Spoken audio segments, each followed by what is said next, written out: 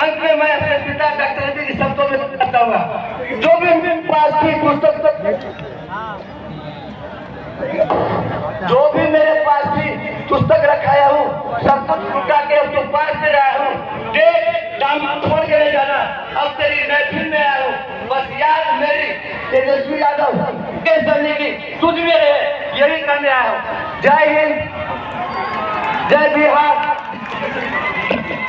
पंडित जी को बहुत बहुत धन्यवाद। अब हमारे विधायक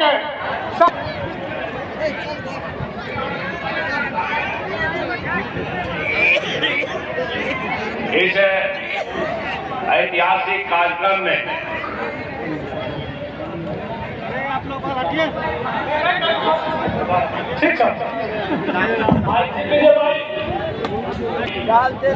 दुशासनिक ताकतों को नाक में दम कर देने वाले हमारे युवा आदर्श और राज्य और देश की भविष्य आदरणीय माननीय पूर्व मुख्यमंत्री नेता प्रतिपक्ष तेजस्वी प्रसाद यादव जी, विकासशील इंसान पार्टी के माननीय राष्ट्रीय संयोजक संरक्षक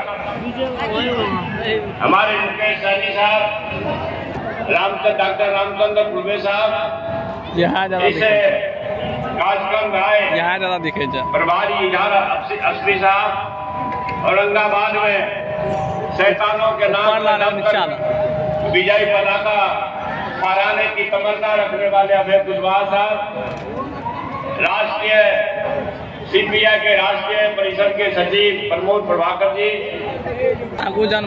हमारे ताकतों के खिलाफ देश में परिवर्तन की लहर चल रही है। मधेपुरा में अजय बहुमत से लालटेन छाप पर वोट दे करके कुमार चंद्रदीप जी को जिताएंगे। इन्हीं शब्दों के साथ यह कहते हुए कि हमारे माननीय नेता नौकरी दाता है, किसानों के हितकारी है, आप सभी का साधुवाद, धन्यवाद, जय हिंद।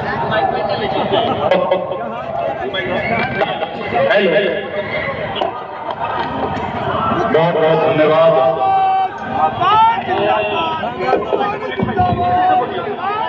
लाखों युवा को नौकरी देने वाले हमारे छोटे भाई तेजस्वी प्रसाद यादव जी इस कार्यक्रम में उपस्थित, आप सभी के लोकप्रिय प्रत्याशी डॉक्टर चंद्रदीप कुमार जी इस कार्यक्रम में उपस्थित, औरंगाबाद से आए हमारे प्रत्याशी अजय कुशवाहा जी, अनिल साहनी जी, हम सभी के गार्जियन अभिभावक, पुराने नेता रामचंद्र पूर्वे जी, पूर्व मंत्री विजय प्रकाश जी, पूर्व मंत्री भाई चंद्रशेखर जी, रमाकांत मुखिया जी, देव जोशी, आशीष कुमार जी, दुर्गा कुमार जी और तमाम महागठबंधन के सभी नेतागण, बड़े संख्या में आर्जन, माता बहन सभी को सन्नत मुकेश की प्रणाम। और विशेष तौर पे मंडल मसीहा पूरे देश में ओबीसी आरक्षण दिलाने वाले भर्ती को मैं नमन करता हूं। साथियों ये चुनाव का समय है और चुनाव का समय में 2 बार आता है, 5 साल में 2 बार चुनाव होता है। एक बार राज्य में मुख्यमंत्री बनाने का और एक बार देश में प्रधानमंत्री बनाने का। तो साथियों ये आजादी की लड़ाई है। जैसे कभी आपके पूर्वज ने देश की आजादी के लिए लड़ाई लड़ा था, समझ लीजिए कि वैसी लड़ाई है। लड़ाई इसलिए क्योंकि हमारा संविधान जो है खतरे में है। जो लोग दिल्ली में बैठे हैं वो नहीं चाहता है कि देश में लोकतंत्र रहे और संविधान रहे। इसलिए साथियों आज जो भी हम हैं, जहां पे भी हैं, ये बाबा साहब भीमराव अम्बेडकर द्वारा वजूद खत्म हो जाएगा साथियों। इसलिए साथियों इस देश में बड़ी लड़ाई है।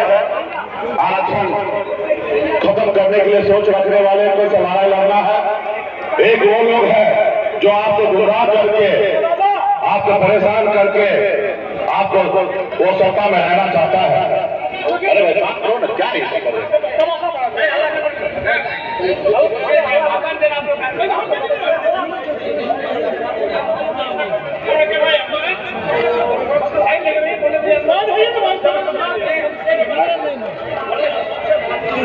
साथियों मोदी जी आए थे, मैं मोदी जी को इस बात से आग्रह करता हूं कि मोदी जी मैं आपसे आग्रह करता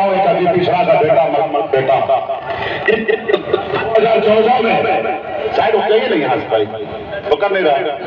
2014 में जो आपने भाषण दिया था, कृपया वही भाषण दीजिए। आपने क्या भाषण दिया था मैं आपको याद दिलाना चाहता हूँ कि देश की जनता से आपने वादा किया था कि देश के युवा को हर साल 2 करोड़ नौकरी देंगे।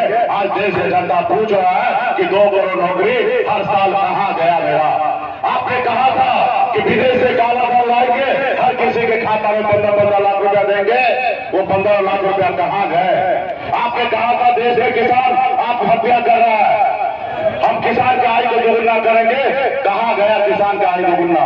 आपने कहा था हर गरीब को पक्का मकान बना के देंगे, कहाँ गया पक्का मकान।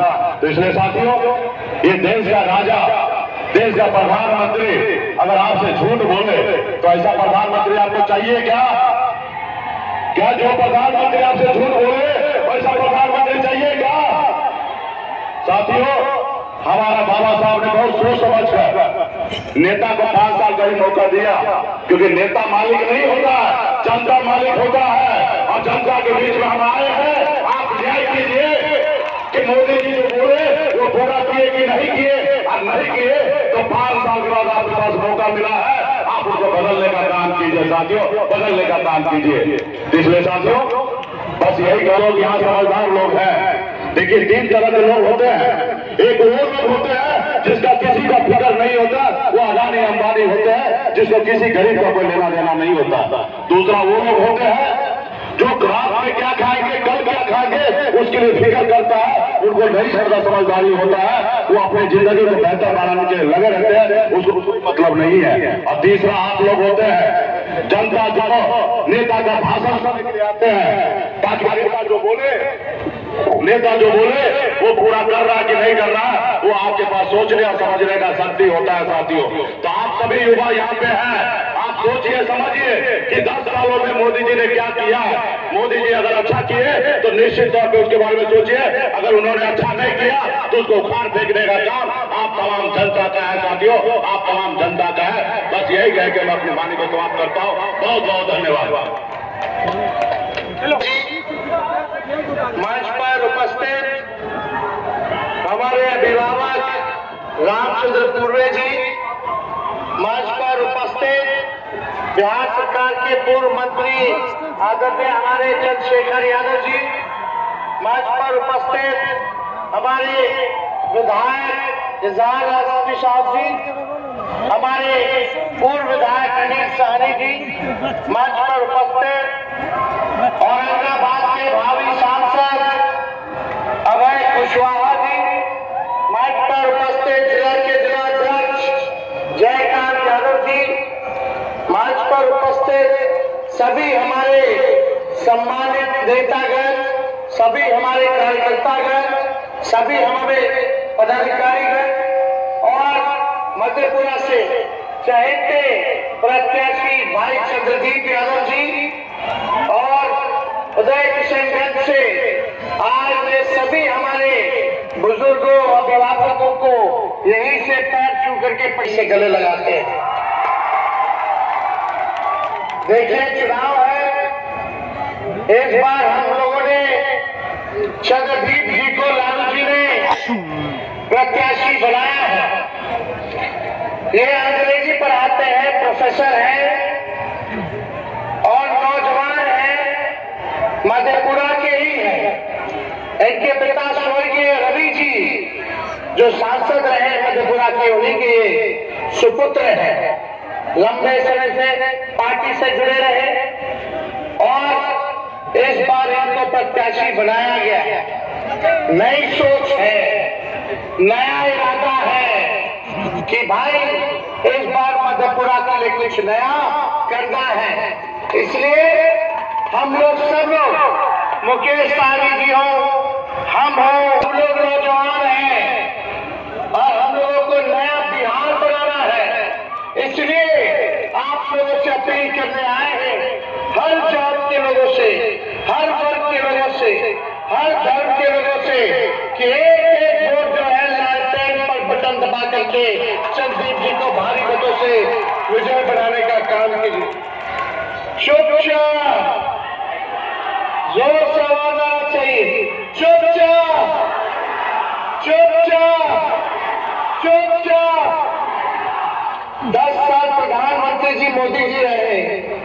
बताओ मधेपुरा के लिए क्या किया? एक सुई का भी कारखाना लगाया तो बता दो। लेकिन ये हमारे पिता की कर्मभूमि रही, आदरणीय लालू जी ने यहाँ रेलवे का कारखाना देने का काम किया था। और किसने क्या किया? लगातार जदयू के यहाँ यूनिवर्सिटी तो दिया, जब मुख्यमंत्री थे, रेल मंत्री थे तो कारखाना दिया। लेकिन आप लोग जानते हैं 10 साल से एनडीए की सरकार है भारत में, मोदी जी प्रधानमंत्री है, 17 साल से भाजपा का राज में सरकार है, लगातार एनडीए के सांसद जीत रहे हैं, यहाँ से विधायक आ रही है, फिर भी महंगाई बढ़ गई है। तो बताइए एक काम इन लोगों ने बिहारीगंज के लिए या मधेपुरा के लिए आपके जीवन में परिवर्तन आया? इनके सरकार बनने से कोई काम नहीं हुआ। इसलिए आप सब लोगों से अपील करते हैं कि भाई नए लोगों को मौका मिलना चाहिए। या हम लोग मोदी जी की बात करने नहीं बल्कि मुद्दे की बात करने आए। मुद्दा है पढ़ाई, दवाई, कमाई, सिंचाई, सुनवाई और कार्रवाई वाली सरकार देने का। देखो भाई 4 चीजें संभव है इस दुनिया में। एक, सूर्य भगवान पश्चिम से नहीं उग सकते, है कि नहीं? दूसरा, रेगिस्तान में आप मछली नहीं मार सकते। तीसरा, आसमान में आप पेड़ नहीं लगा सकते। और चौथा, सबसे महत्वपूर्ण क्या है संभव चौथा चीज, कि मोदी जी के मुंह से मुद्दे की बात सुन नहीं सकते। मोदी जी के मुंह से कभी सुने हैं नौकरी, रोजगार, महंगाई?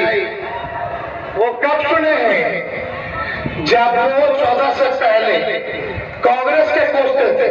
अब मोदी जी के मुंह से अब सुना देते हैं। बढ़ती गई तो गरीबी क्या खाएगा? लेकिन प्रधानमंत्री महंगाई का मां बोलने के लिए तैयार नहीं है, महंगाई का मां बोलने के लिए तैयार नहीं। इनका अहंकार इतना है, महंगाई के लिए एक शब्द बोलने को तैयार नहीं है। मरो मरो आपका नसीब। अरे गरीब के घर में छूना नहीं जलता है, बच्चा रात रात रोता है, मां आंसू पी के सोती है, और देश के नेताओं को गरीब की परवाह तक नहीं है। ये गरीबी का हाल कर दिया है। वोट करने जाए तो जरा घर में जो गैस सिलेंडर है ना, उसको जरा नमस्कार करके जाए। 1400 गैस सिलेंडर छीन लिए इन लोगों ने, और गैस जिस प्रकार से महंगा कर दिया है, याद करके जाइए। गरीबों को मुफ्त में दे दो, उसको चाहिए। आज वादा करता हूं, दिल्ली सरकार बिहार को 1.25 लाख करोड़ रुपये का पैकेज देगी। आ गया मोदी जी।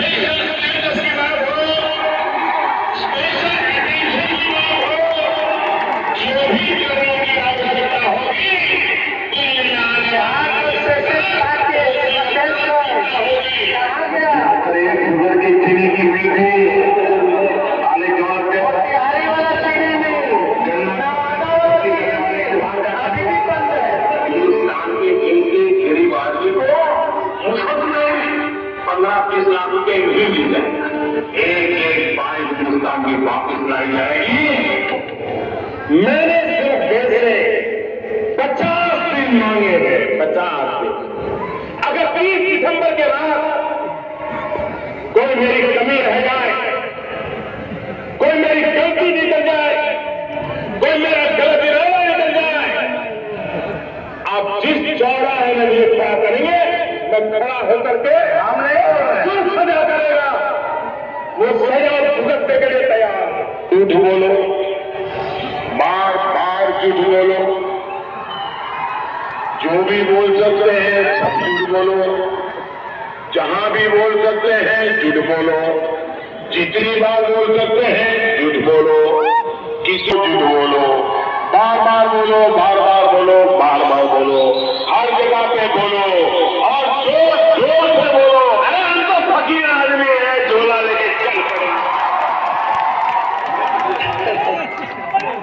देखो हो गया, इतना बड़ा झूठा प्रधानमंत्री हमने तो नहीं देखा, ना कोई यहाँ बुजुर्ग होगा वो देखा होगा। दुनिया का अगर सबसे झूठा प्रधानमंत्री है तो उसका नाम नरेंद्र दामोदर दास मोदी है। क्या बोलते भाई बहनों? अरे मोदी जी, भाइयों और बहनों के लिए आपने क्या किया बता दो। खाली भाइयों और बहनों बोलते हैं, भाइयों और बहनों के लिए क्या किया मोदी जी ने? बहनों के साथ अभी भाजपा का सांसद कर्नाटका में पकड़ाया, भाजपा जिसका मोदी जी प्रचार कर रहे हैं, कर्नाटका टिकट दिया एनडीए के कैंडिडेट, उस सांसद ने क्या किया? 3 लाख करा दिया 26 तारीख को उसका। बेटी पढ़ाओ बेटी बचाओ। ये पहलवान, हमारी महिला पहलवान जिन्होंने देश के लिए गोल्ड मेडल लाया, आज वो धरने पे बैठी है, ब्रिजभूषण शोषण चल रहा है, आज उनके बेटे को टिकट दे दिया भाजपा के लोगों ने। ये बीजेपी का मतलब हो गया है क्या है भाई? बड़का झूठा पार्टी तो है ही, लेकिन इनका बेटी बचाओ बेटी पढ़ाओ का नारा अब ये साबित हो गया है कि बलात्कारियों को बचाओ और बलात्कारियों को विदेश भगाओ। ये काम हो गया मोदी जी का। सब भ्रष्टाचारी इन पे चले जाएंगे तो वॉशिंग मशीन है, बीजेपी में चले जाए तो दाग धुल जाता है। जो जाएगा राजा हरिश्चंद्र। और हम लोग सच बोलेंगे, गरीब की लड़ाई लड़ेंगे, काम करेंगे तो हम लोग बेईमान हो जाते हैं, ठाल हो जाते हैं। ईडी सीबीआई इनकम टैक्स में आ दिया जाता है, लेकिन भाजपा में अगर हम लोग हाथ मिला ले तो हम लोग राजा हरिश्चंद्र हो जाएंगे। हम लोग जनता के लिए लड़ेंगे, आपके हाथ उनके लिए हम लोग लड़ने आए। हम लोग बीजेपी के गीदड़ भाभी से डरने वाले लोग नहीं हैं। जब लालू जी लोग झुके और डरे भाजपा के आगे तो उनका लड़का डरेगा। हम लोगों ने काम किया 17 महीने, जो कहा वो किया। तेजस्वी ने कहा था बीच में कि 10 लाख नौजवानों को सरकारी नौकरी देगा, बोले थे कि नहीं बोले थे? सरकार बन गया, लेकिन 2-4 सीट पे मारी गई जैसे चंडीगढ़ में किया था इन लोग। लेकिन उस समय चाचा हमारे क्या बोलते थे? कहां से नौकरी लाएगा? अपने बाप के पास से लाएगा।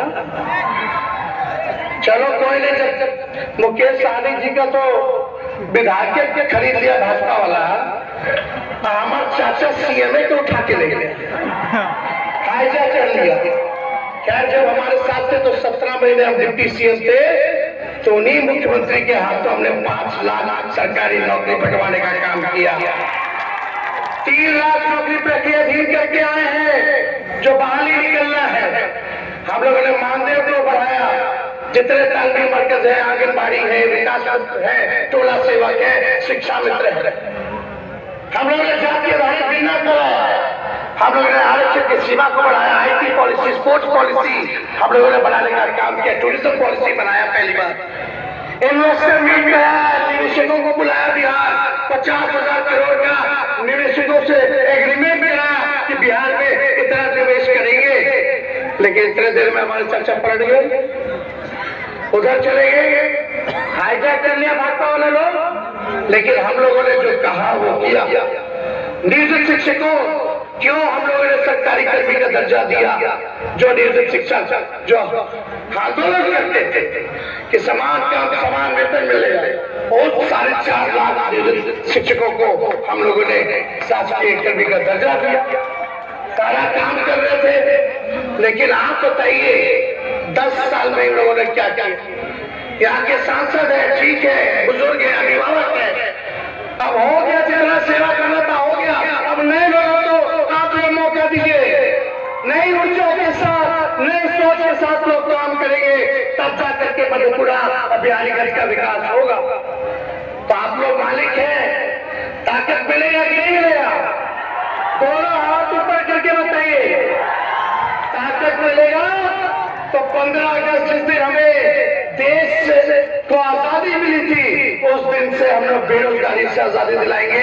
पूरे देश भर में 1 करोड़ लोगों को सरकारी नौकरी हम लोग दिलवाने का काम करेंगे।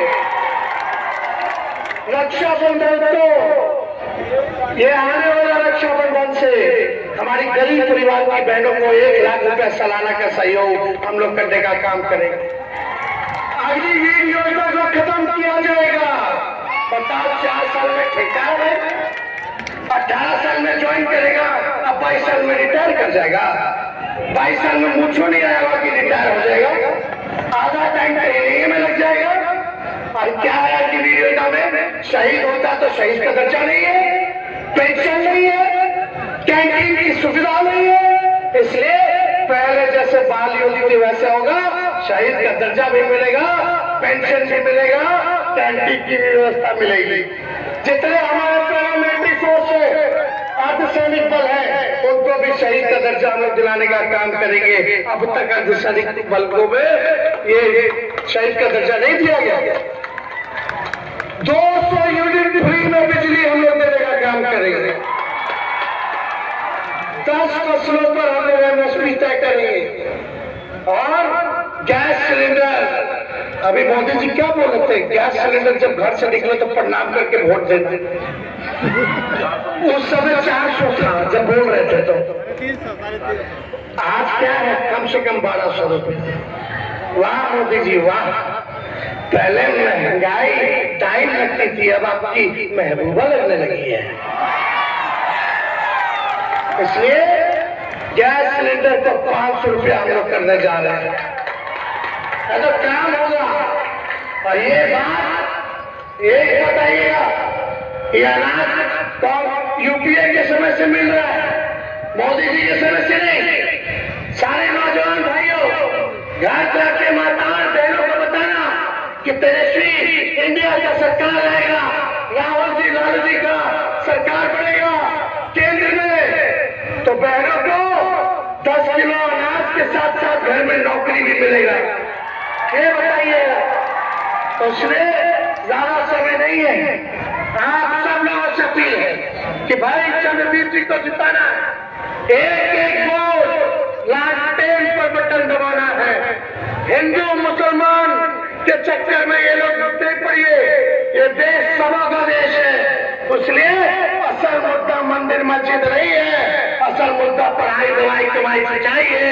आपको नौकरी मिले, आपको रोजगार मिले, आपके क्षेत्र का विकास हो, आपकी गांव तरक्की करे, ये है असल मुद्दा। महंगाई है असल मुद्दा। तो विजय का माला पहना दे, दोनों हाथ ऊपर करके बताइए।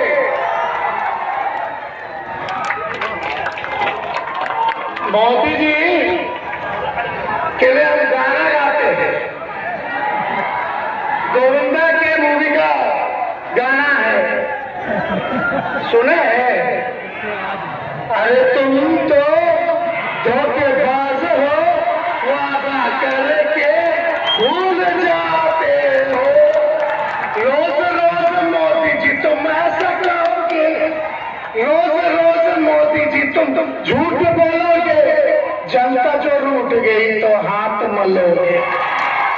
अरे तुम तो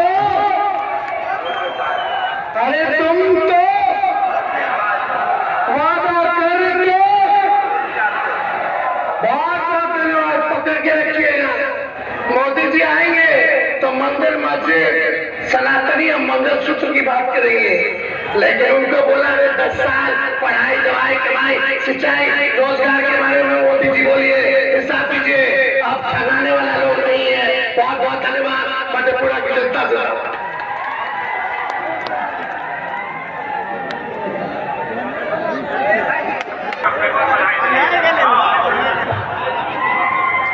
Ini